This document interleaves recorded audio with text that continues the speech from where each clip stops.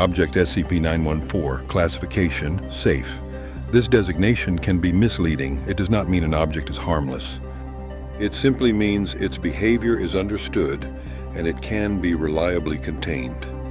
For now. Discovery, 1914, Northern Ontario, Canada.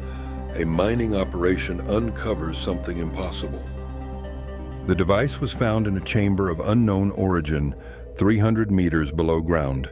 No tool marks, no construction evidence. It was as if the rock had formed around it, or it had always been there. The Foundation acquired the object in 1919. Initial tests were primitive and catastrophic. Modern containment protocols were established after Incident Zero. We learned to respect the machine. SCP-914 is a clockwork device of immense complexity. Its internal workings defy conventional physics.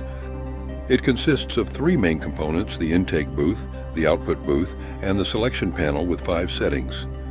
The selection panel, 5 settings that represent a spectrum from destruction to transcendence. Setting: rough complete disassembly. Input: 1 standard wristwatch. Result: hundreds of tiny components sorted by material and size. The very concept of watch erased.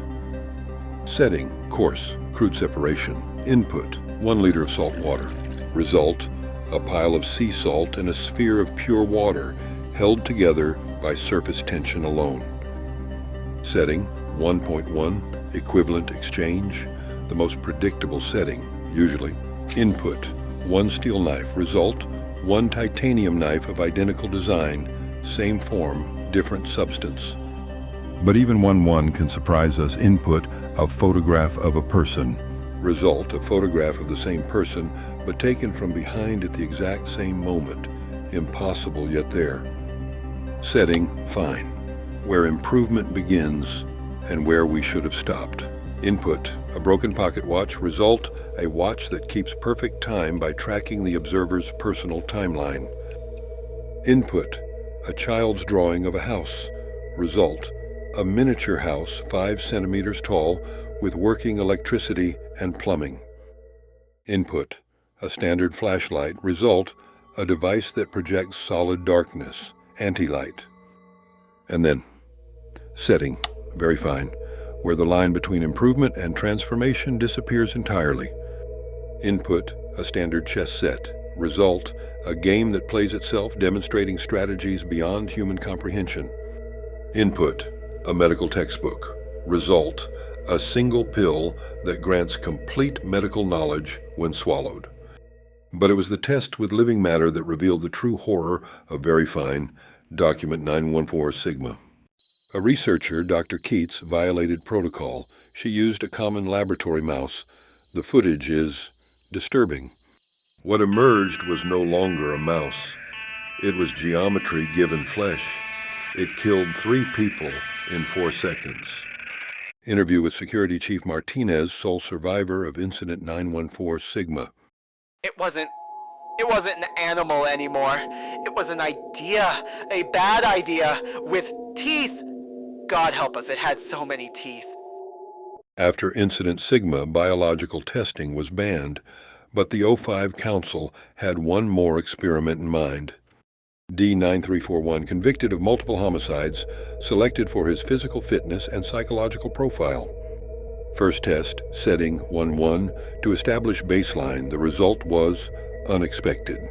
Output: a different person entirely, same height, weight, and general appearance, but genetically unrelated, and dead. The Ethics Committee filed an immediate objection. It was overruled. The experiment would continue. Setting: fine, D9341 was sedated and placed in the intake booth. What emerged changed everything.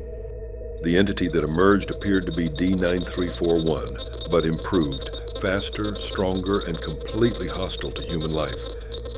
Site 19 emergency recording, 12 dead, 47 injured. Containment breach lasted 14 minutes. The entity was finally stopped using SCP. The details remain classified above our level. But the true horror was discovered in the post-incident analysis. Audio log from Dr. Chen. The entity wasn't trying to escape. It was trying to get back to 914. It was trying to use the machine again, on Very Fine. The implications were clear. Whatever Fine had created, it knew it could become something more, something worse.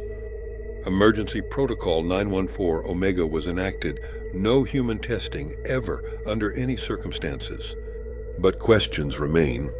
From the personal journal of Dr. found after his disappearance. I've been thinking about Very Fine. What if the machine doesn't improve things? What if it shows us what they really are?